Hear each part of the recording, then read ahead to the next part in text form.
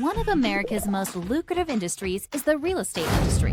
Whether you are new to the industry or not, Keeping It Real Estate podcast is here for you. Keeping It Real Estate is the #1 podcast that covers all things real estate, from investing to becoming a real estate agent to selling or buying homes. Hello, everyone, and welcome back to my podcast. I am a little hoarse this time around because I went to the fair over the weekend. So if my voice sounds a little bit raspy, please forgive me in this podcast. But we are here, and today I will be discussing how to prepare to sell your home. So I did one for my buyers out there that's looking to buy a home. So today, this one is for my sellers, those who already have a home, who are looking to sell their home and possibly either upgrade or, move out of state, or, there are a lot of different scenarios why you would sell your home.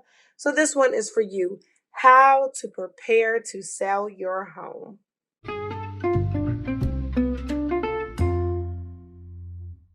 The very first thing that I want all of my future home sellers to do before you even think about putting your home on the market is detach yourself emotionally from your home.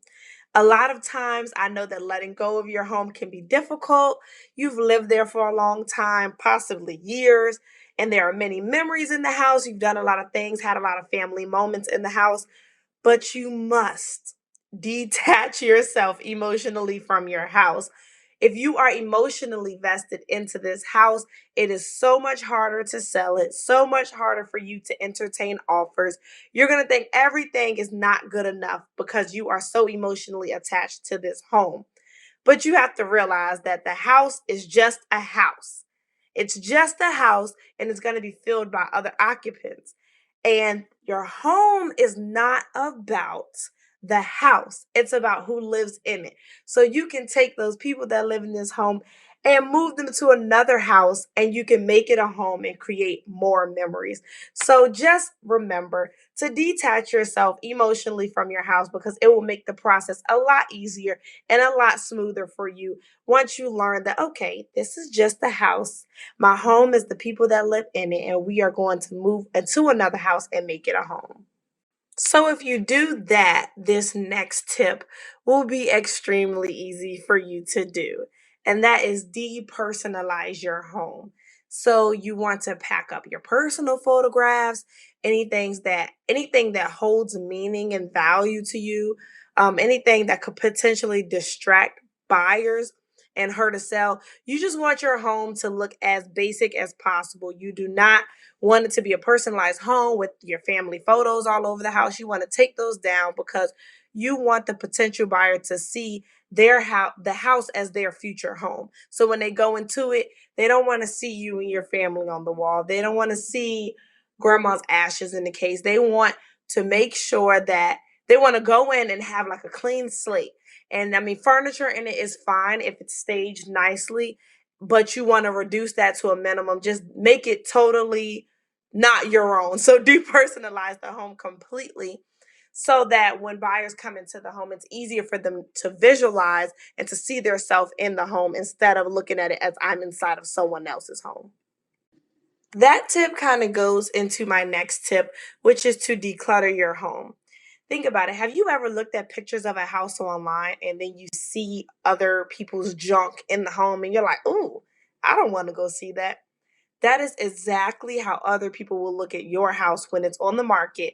If there are pictures online, or even if they go into the house and they see that there's a bunch of junk in it, you want to declutter your home as much as possible. If you have 3 couches in your living room and they don't fit in that living room, take one couch out. If you have just unnecessary junk around your house, take that out. And this may involve renting a storage unit so that you can put these things in there while your house is listed on the market, and then move them into your new home once your home closes. So decluttering your house really makes it look way more presentable. It gives people an idea and a chance to visualize things in the house. And it just, when you go into a house and the house is cluttered, it clutters your mind and you feel like you can't move and you kind of just can't wait to get out of there.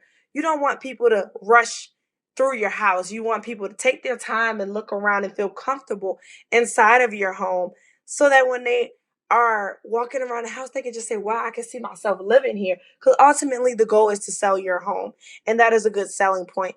If you go into a house and it's cluttered, it clutters your mind and makes you want to rush and get out of the house. So declutter your house. It will just make your house way more presentable, make it look way more clean, and just give buyers an idea and a chance to visualize how they can decorate the house and what they can do with the house. And yes, that means to make sure you organize those closets too. That's another tip. When buyers go into a home, they don't go into a room and say, oh, I'm not going to open the closets. No. They want to see how big the closet is, if it can fit what they want, especially us women. We want to walk in and see if it's a walk in closet or not. We want to go in and see how deep it is, how many shelves it have, if all of my clothes, purses, shoes, hats, whatever can fit in it. So people are going to do that when they come into your house. So you want to make sure you organize your closet. If you take all of your stuff that you tuck out of the house and you called yourself decluttering and put it in your closet, that's going to make a bad impression when someone opens the closet and they see all that stuff piled into this closet. So yes, when you declutter, make sure you organize those closets too. And while I'm on that, we all have things that we can throw away.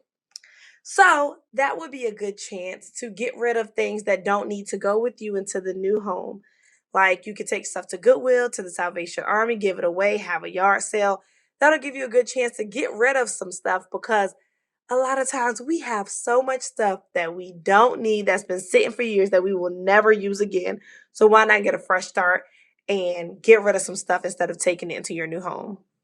Also, you want to remove any items that you do not plan on conveying with the sale of the property. So, what I mean by that is, say that you have some type of special chandelier that you purchased that's in the dining room. You want to make sure that you remove that before you put it on the market and before a buyer sees it because they may ask for that to be included in the house, or there may be like a gray area and there may be confusion about whether it stays or goes, or if there's some special window coverings that you purchase that you don't want to convey with the property. You want to make sure you take those down so that when the buyer sees the house, they don't think that they're going to get those as well. I had a situation where there was like a mud room in a house and there was like a bench in it that had like, where you could put shoes and umbrellas and jackets and things, but it looked like it was built in with the property.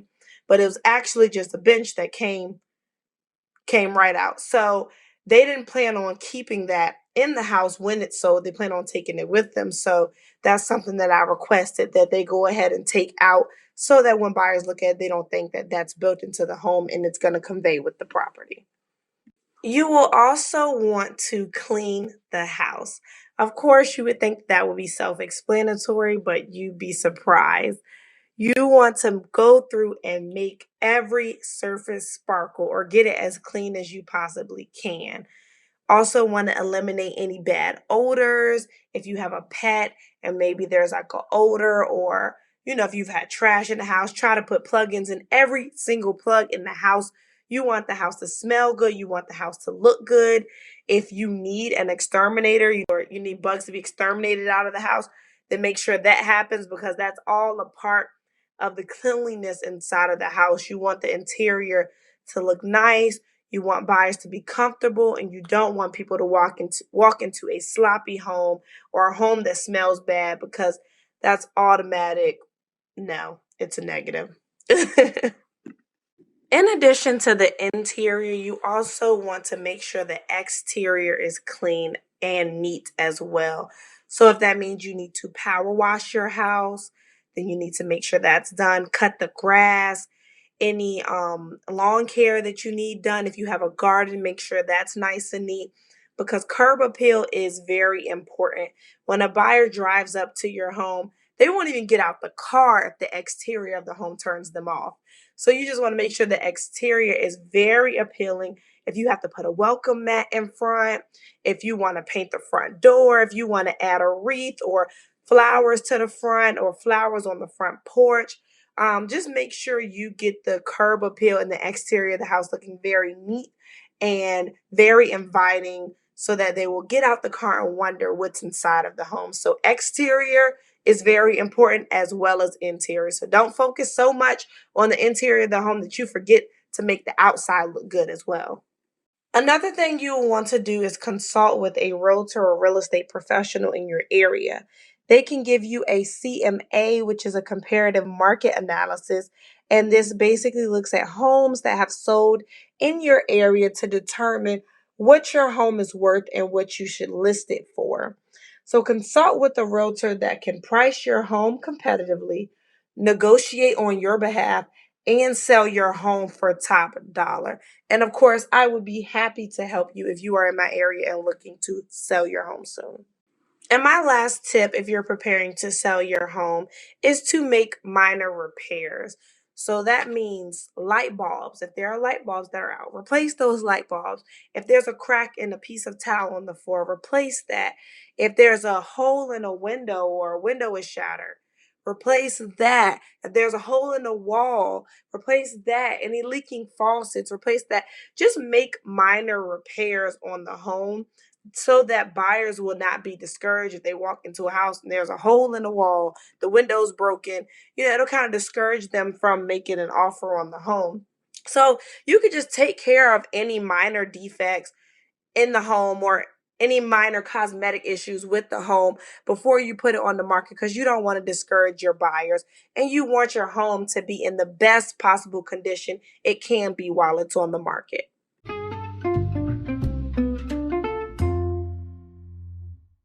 That is all for this episode on how to prepare to sell your home. If you have any questions, any concerns, want more tips, please do not hesitate to reach out to me. My email address is adreatheagents@gmail.com, and I can be found on Facebook and Instagram at Adrea the Agent. So please reach out to me. I would love to help you all.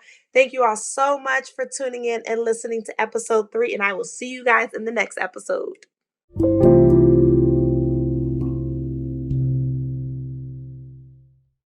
If you found this video helpful, be sure to give it a thumbs up. And don't forget to subscribe. Then hit that notification bell so you can stay connected for the next episode.